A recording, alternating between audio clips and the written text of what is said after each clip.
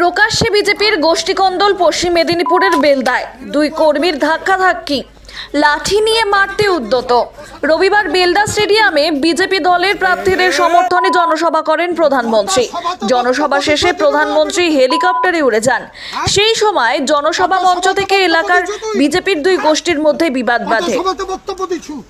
এই লোকটা লক্ষ্মী সিটের বিরুদ্ধে কালকে বলেছে, এই লোকটা সূর্যাস্তের বিরুদ্ধে বাস স্ট্যান্ডে বলেছে। ঘটনাস্থলে উপস্থিত ছিলেন মেদিনীপুর কেন্দ্রের বিজেপি প্রার্থী শঙ্কর গুছাই।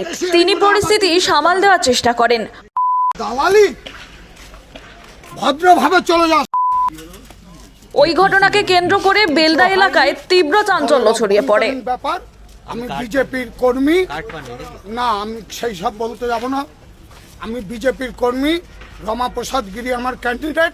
আমরা 23 তারিখ ভোটের মাধ্যমে তৃণমূলের বিসর্জন দিচ্ছি, দেব।